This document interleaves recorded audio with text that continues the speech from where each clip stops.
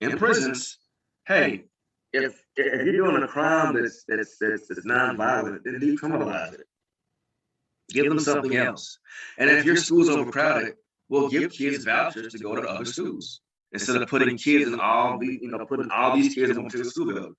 Now, some school districts do a good job of distributing the wealth of students in different buildings. However, other schools throw them all in. Now, think about this one too. You have some schools that have what's the word I'm looking for? Alternative schools or an alternative program for behaviors. Now, think about that. You have some schools that are designed for behavior modification and whatever that behavior may be, whether it be academic or social, violent, what have you. And then you have some students that are itching to get kids kicked out of their schools and thrown in here. So it's kind of like we're taking our problems and putting them somewhere else.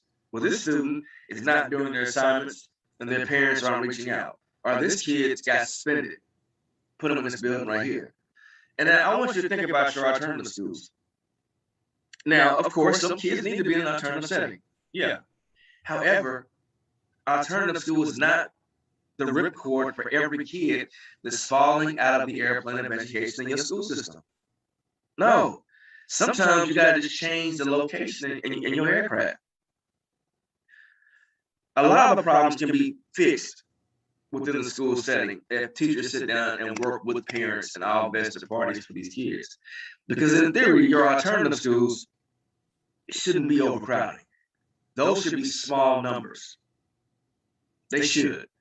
Because you should have qualified staff to fix these problems. I worked in the school and you have teachers who will kick kids out for every little thing. You don't got a pencil? Get out. Your head's down? Get out. Your homework's not done? Get out. You're not working? Get out. Like, wow.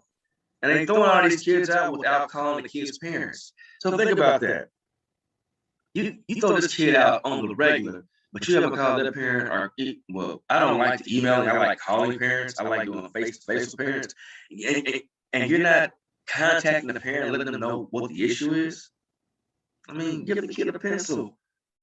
Now, if it's an ongoing issue, then call the parent. Hey, look, your kid is constantly doing these little things that will eventually grow bigger. Nip it in the bud. And then you won't have all these issues like your ISS room being crowded. I mean, your ISS room should not have 25 or 30 kids up in there. No. You got kids getting sent out. You're overcrowding areas where you have people who are doing multiple jobs because you have people that's not doing theirs. So I know I kind of got off on another tangent, but it does kind of go into the whole overcrowding too. You need to look at how you can distribute the wealth of your students evenly across the board. Don't put them all in one particular room. And also, principals, your strong teachers, stop giving them all the challenging kids. Because they're not, I mean, yeah, they do their job well, but you can burn them out. And when you burn them out, what are you going to do? Okay, both are prone to violent insurrection. Of course, if you have a lot of people together, that creates tension. It's like, think about going to a club. If you've ever been to a nightclub. I want you to answer this question. If you have a room with a capacity of 100 and you have 20 people in there, are you going to get a lot of fights? A lot of tension? Probably not. I mean, you are, but probably not.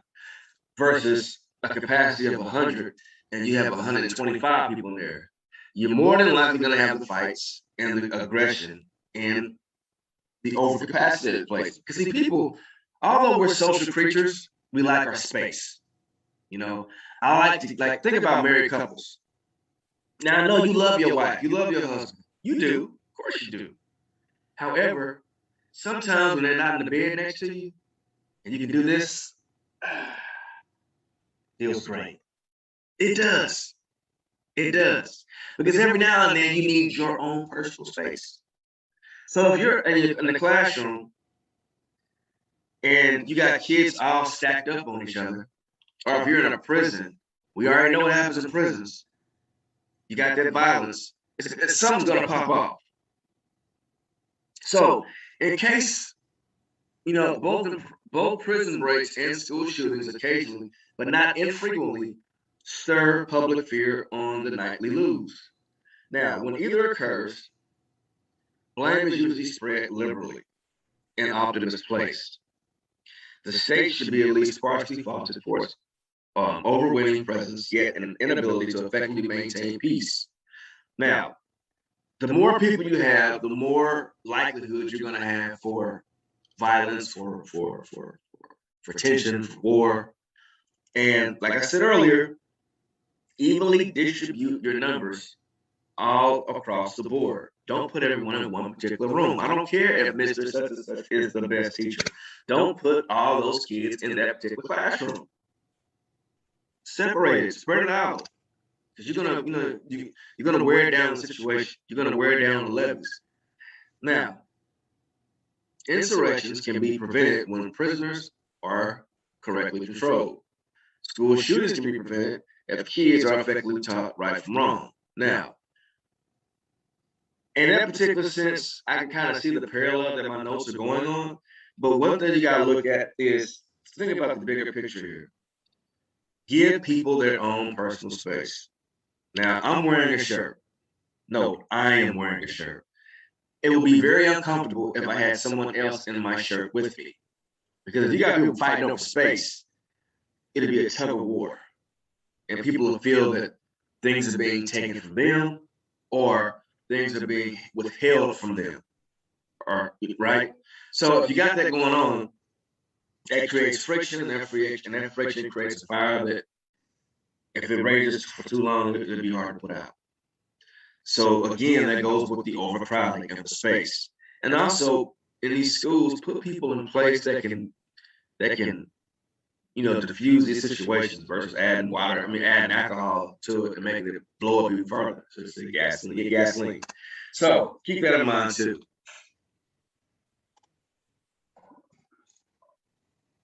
All right. Both are administered. Both are poorly administered and inefficient. Sad to say, I'm going to say this too, y'all. I mean, I don't mind saying this. The deeper and deeper I get into education, the dumber and dumber our school leaders are. And when I say that, when I first went to school, you had individuals who were educators running schools. You don't see that now. You see people who run, businesses run schools, and you see politicians running schools. Politicians and business people should not run schools. Educators should run schools. That's like when you go to church, your pastor, your rabbi, your imam should run your religious building. You should not go to your religious institute and see a clown running it. Doesn't make sense. So why do we have individuals who don't have education degrees or an education mindset running school systems and putting people in place that don't run school that particular thing or that model? For example, if someone does not have a transportation background, they should not run your school district transportation. If someone does not have an administrative background or they have poor people skills, they should not be running your school building. So whenever you see excessive bureaucracy going on like that, it plagues both. Okay, it plagues it. And the heavy state regulations on American K-12 education has enjoyed a well-documented history of failure. Failure wasting on money and resources to little benefit the students and parents. So when you see that, like for example, I had one show and I said, whenever you have a top-heavy school district, where you have your superintendents making more money than the president of the United States, and your central office is top-heavy with money, you don't have a money problem. You have a money distribution problem. And when you have a money distribution problem, then your facilities will suffer.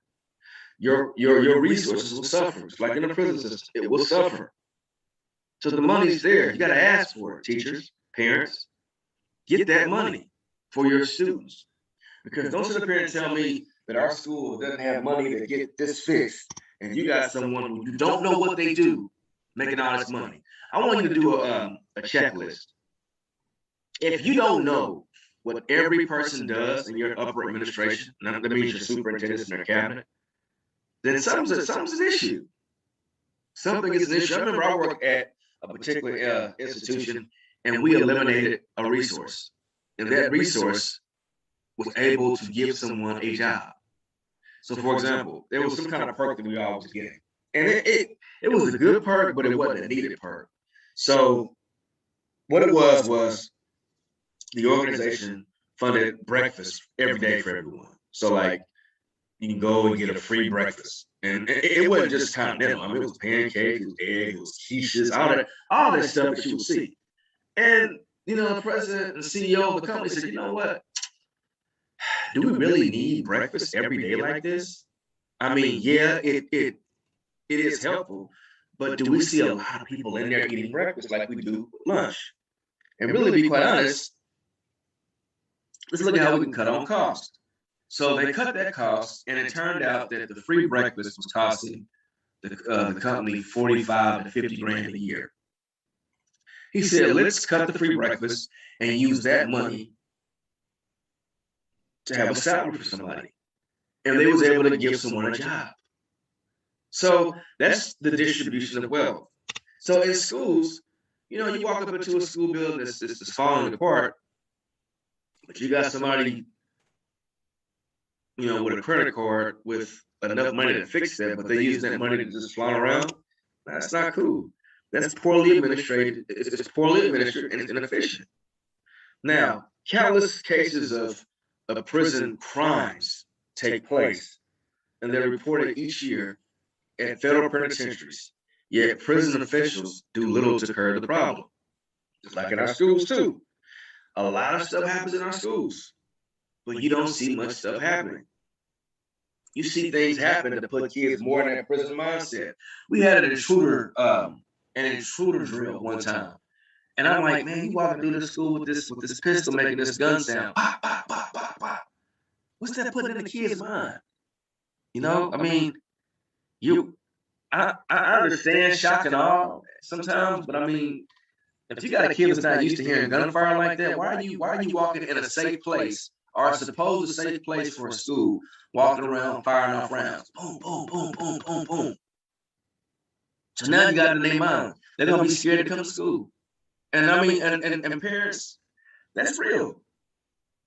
I mean, like my son, I'm not saying I have a perfect household by no means, but there are just certain things that my son does not see, and I don't introduce him to.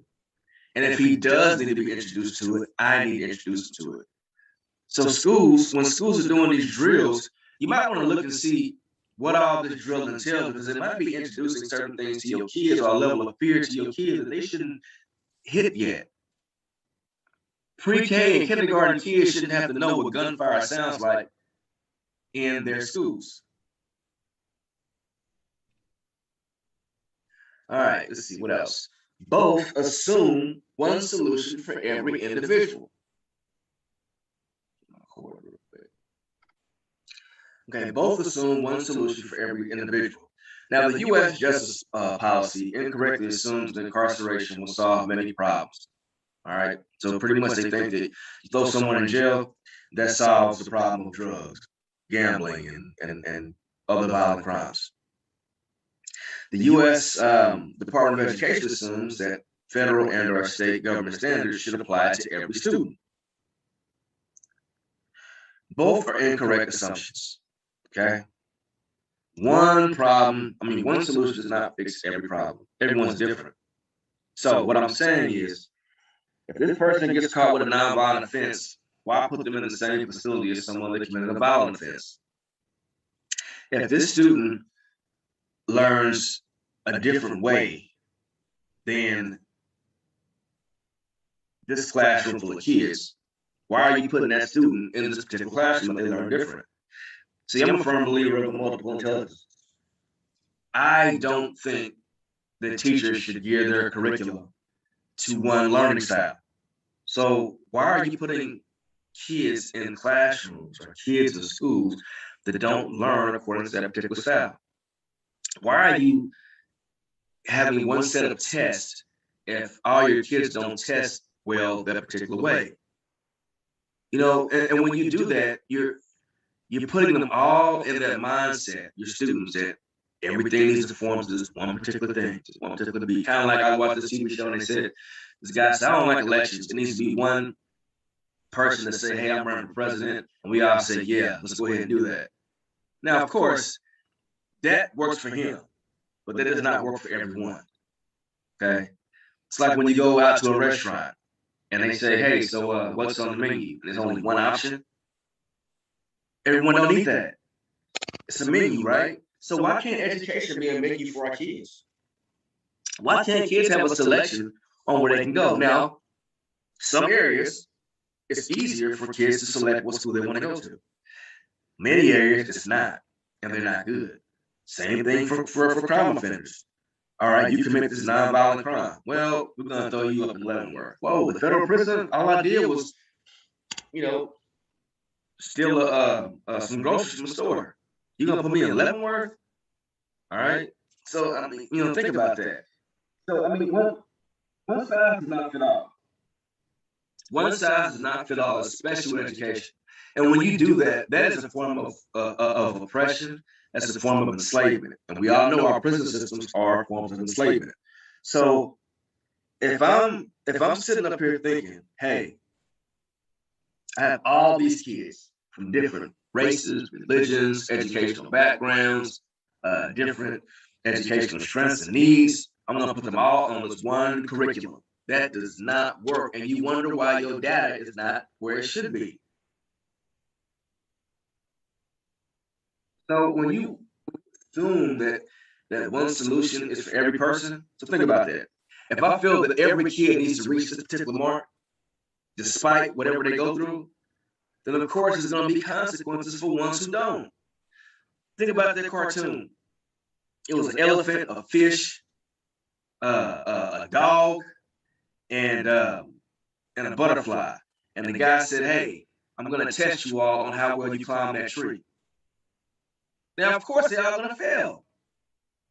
And that's what we're doing right now to our kids. We're telling our kids, I want you all to climb this tree. And it's a tree that they're not designed to climb. But if they can't, you tell their parents, oh, they're sped, or they have some kind of a learning disability, or they got a behavior issue, or we got to kick them out of the school, or you're not effective, or that teacher, you're not teaching this kid right. You're the problem. And that's not the case. The case is the system is designed in an unfair, inequitable manner to oppress our kids when they walk in the door. So already they're being preconditioned under oppression. You got, you expect kids to learn something or know something that they have that they haven't been taught. We got to be more cognitive instead of being behavioral. Both are unnecessarily expensive to taxpayers. Oh, this is a big one. Because politicians fear comprehensive solutions to problems, they end up throwing money at whatever doesn't work right. They do. Oh, they do. And especially if you have a superintendent or someone in your district that's political, they try to get funding. But that funding, where does the funding really go? Ask that question. Where does the funding go? Because obviously you don't see it where it should be in the hands of the students, or benefiting the minds of the students. You don't see that. If you don't see adjustments in your school building or your school curriculum or school resources that teacher pay, where's the money going? But yet you see this person getting all these raises in upper administration, contract extensions and stuff. And also there are certain taxes that are used from the people, us, to pay for private schools. But we don't see where our money's going. You got someone telling you, hey, if you vote on this bond issue or vote on this, then the schools get this. Really, they don't. You're paying all these taxes for things that don't benefit you or benefit your students. This is a true disastrous effect for both prisons and public schools, to whom the allocation of the taxpayer, it's a tantamount. It's like buying leather love seats for the deck of the Titanic. Think about that. So This ship is doomed to fail. All your money's going with it. So if the taxpayer is taking all your tax money and putting it in a failing system, where's your money going? That's like setting fire to your money. You don't see the benefit of your taxes. You don't. The school is still failing. And I've been paying taxes on the school for I don't know how long. And then when you have a failing school, think about what that's doing to the child. Think about the mindset it's putting the kid in. All right. Both harm American competitiveness by keeping Americans from being productive. Productivity is what makes us competitive. Competitive is what keeps us striving to be on top. There's nothing wrong with competition. There's nothing wrong with productivity. However, the more and more you look at schools, the more and more they take that from kids. Hence, earlier when I said the whole 50% rule, I can sit there and do nothing and still get 50%. I don't care if I'm still ahead, if I still got points. Because I'm giving it to them. As it's been given to me. In prisons, felons can't vote. Okay, even if they are nonviolent and otherwise productive citizens. So I'm a productive citizen, but because I'm in jail, I did a nonviolent crime. All I did was steal some groceries. I can't vote anymore. Now that's another debate for another show. Should inmates have certain rights? Because you do know if you read the 13th Amendment, what it says about inmates, I personally feel that there are certain rights that certain inmates should have based on the crimes in which they commit. This is my opinion. Now, in schools, poor education inhibits upward mobility and encourages dropouts and it breeds criminals.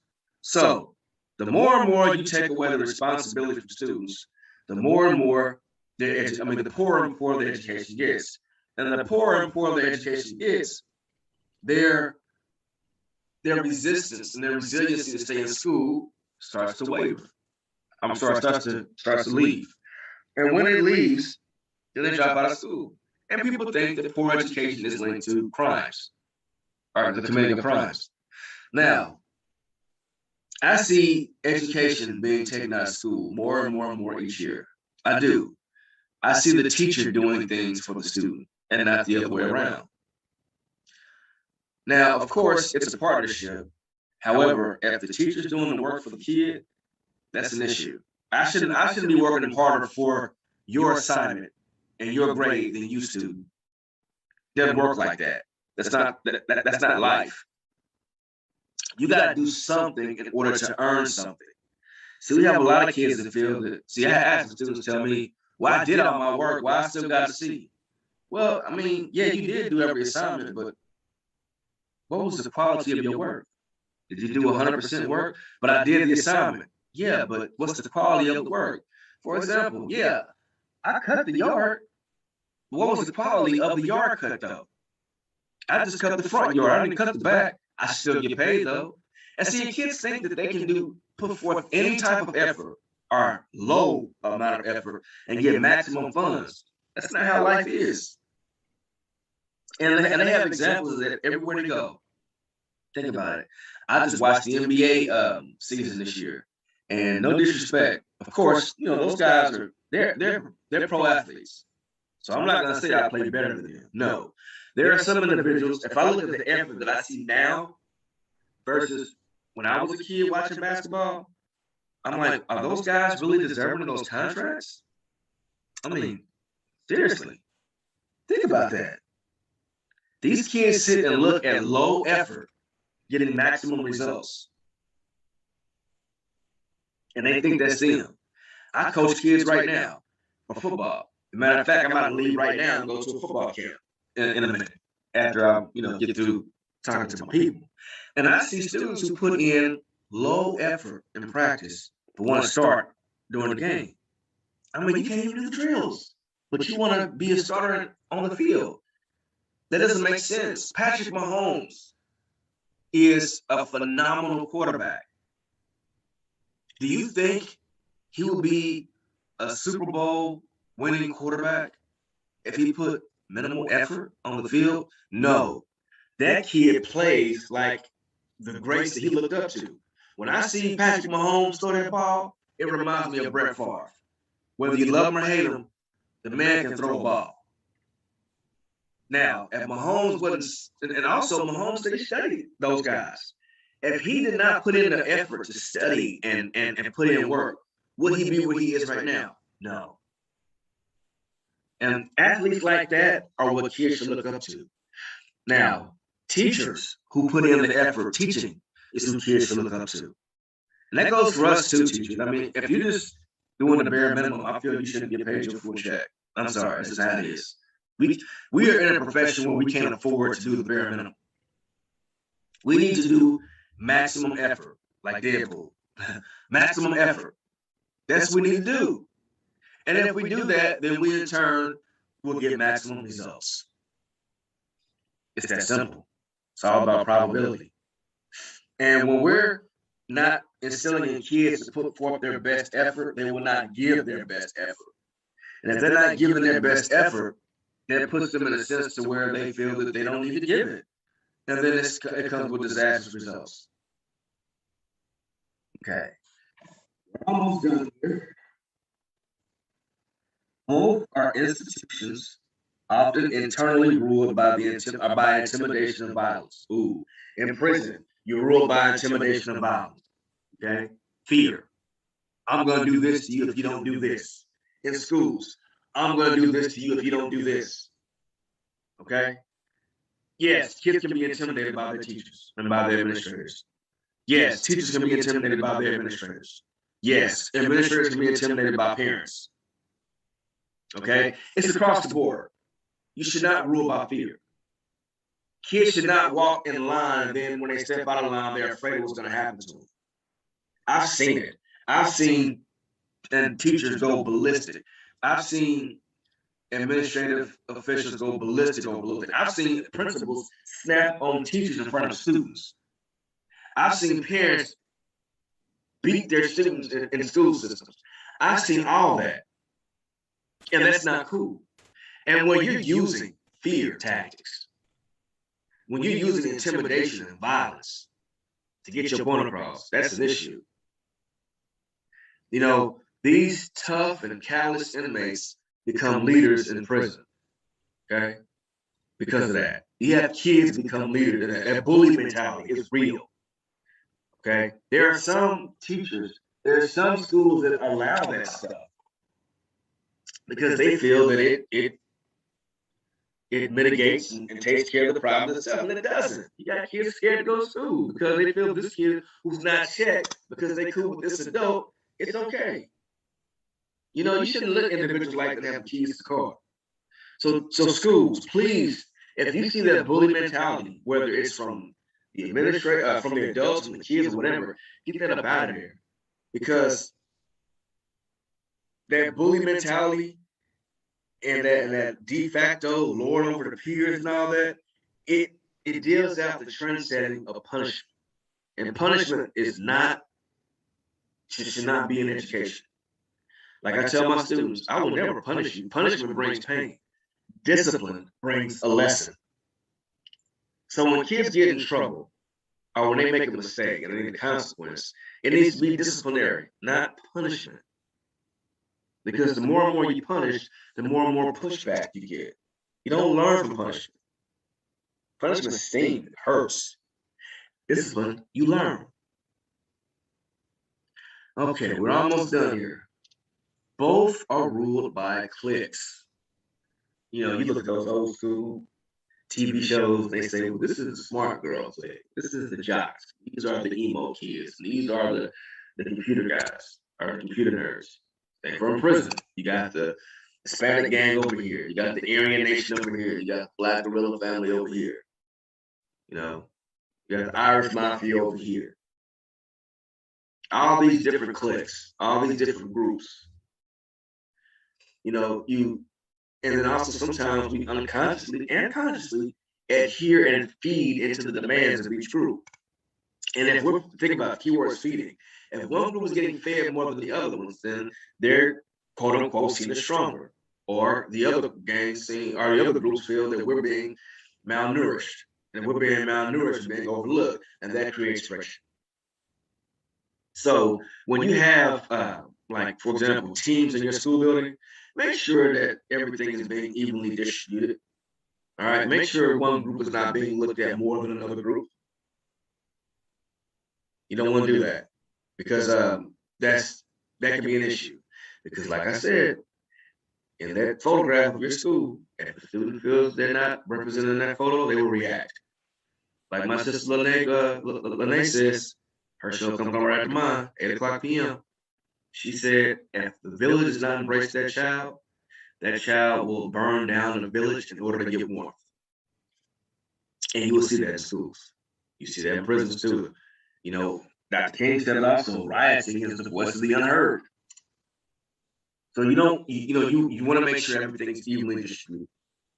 You want to make sure that you're not consciously and unconsciously feeding into the demands of a clique or a group in order to impress another one.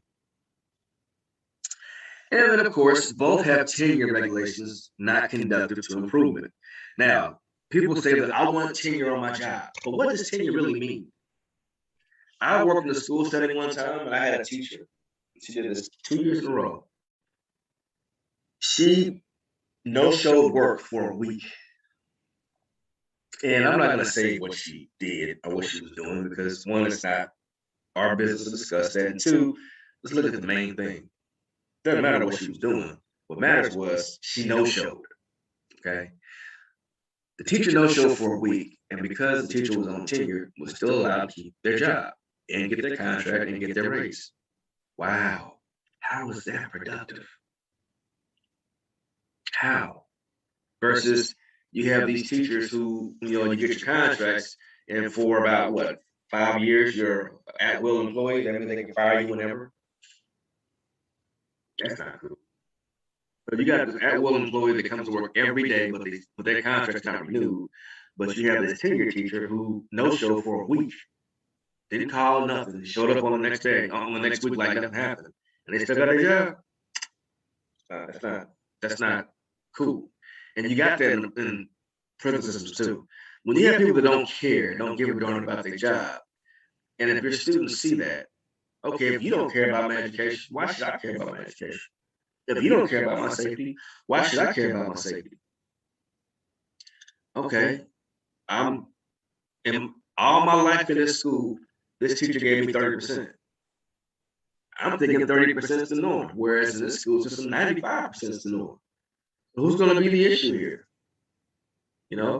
Now we all know that when that when you get mediocrity, it's not a good thing. It's not. Now, prisons have the opposite problem. The average tenure of a prison guard or prison chief is 2.4 years, which isn't nearly enough time to pursue the real reform. So that's their issue. They're not keeping people long enough to fix the problem. So it's the opposite effect, but still a problem. Now, I know I said a mouthful. One thing we got to understand and realize is that when we are teaching our kids, make sure that our kids know that they are our most precious resource. I mean, not to sound like a cliche, but Whitney Houston sung it best in her song, that she believes the children are our future. They are our future. Whether you like that kid or not, the kid in that classroom is going to be your next doctor, lawyer, president, teacher of your child, owner of a business, technician, welder, military official, whatever. They are going to take the baton or take the torch from us. We got to groom our replacements. I mean, whether you like it or not, like biblically, as a parent, I need to raise my child to be better than me. So at age 5, my son should be better than me at age 5. Like I tell my students, my job is to make sure you're better than me, 7th grade me. 7th grade Mr. Gathers should not be better than 7th grade students in this class. You need to be better than me because by the time you get my age, you need to be better than me because you're going to run this. And that's how we should be. See, we have too many people that are afraid to have people surpass them. And they do all they can to eclipse people. And those individuals should not be in leadership. Because when they do that, they are oppressing our people. And when people are oppressed, then they do things to fight oppression. And sometimes when you fight oppression, whether you're on the good side of the law or the wrong side of the law, they throw you in the prison system. See how that all folds in? I'm not going to educate you correctly. But then when I feel that you're being miseducated, as a result, I'm going to throw you in an area where I feel you should go. That's institutionalized racism. So if you really love, your students, and you love what you do, what you would find yourself doing is holding those accountable. Hold people accountable to have your most precious resource in the palms of their hands. It's your right. It's your manner. It's your duty to protect your kids. Hold these schools accountable. The wealth belongs in the minds of your students. I'm Tyrone Gillis Jr., and you have been listening to the Sources of Inkwell. In the Inkwell, education is like ink. It overflows. And just like ink, it stains, but it stains permanent. See you next week. Have a good school year.